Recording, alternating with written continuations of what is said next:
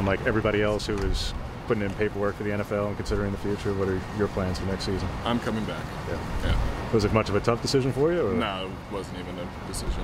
Yeah. I didn't even think about it. So. Were just certain goals that you had individually or team-wise, or yeah, of course. And I think, based off of the season I have, I definitely need another year to develop, and I still want to win a conference championship and all that good stuff. Still got all those goals, so yeah, I'll be back for another year. So when you're going to do that, and you already heard Brock say he's coming back, Shane say he wants to, and I'm guessing probably is, and now Justin say he is. This offense looks like it's going to be pretty loaded with talent. What's just your reaction been like the last week or so with all these guys saying you're all coming back? I mean, very pleased that they're all coming back. That they thought that was the best decision for themselves. I think bringing, hopefully every O-lineman back and Justin back is going to be huge, and probably having, one of the best offenses in the country for sure with all those pieces coming together. So, yeah, I'm excited. Was it much of a shock that Justin decided to come back internally within the team? Were you guys just as much wondering as anyone else was outside, or did you guys kind of have a feeling what he was doing? I mean, Justin never really told anyone if he was coming back. He said that he hadn't made his decision.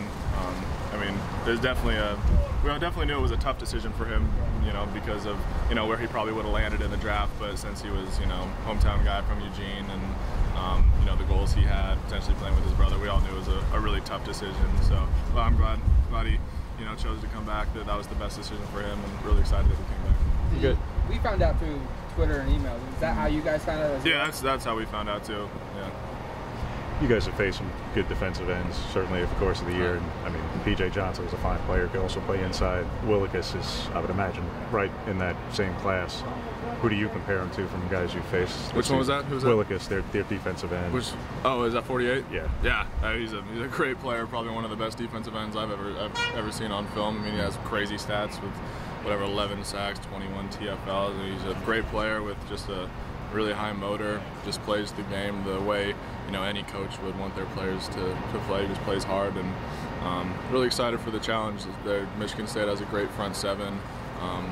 They're pretty stacked everywhere, so really excited for the challenge. How much communication, I mean, I know it's fairly consistent, it doesn't change that much, but with a player that good, how much more communication might you have to do pre-snap for alignments and things? Maybe not so much pre-snap, but I think our coaches have done a great job game planning for, putting our tackles and tight ends in the best possible positions to block him, not putting them in any, disadvantaged positions, and just giving all of our guys success to, block a player with, the talent level that he has. So the coaches have done a great job game planning for him.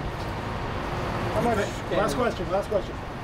Obviously, a win like this would cap the year. How much could it also kind of propel you into next year with a high ranking? All the guys come back for a big season. How much is that factoring in? I think the biggest emphasis on winning this game is just kind of the overall culture that we've been trying to instill through day one. Being able to, if we can come in and beat a big, strong, physical Big Ten team who plays hard and just.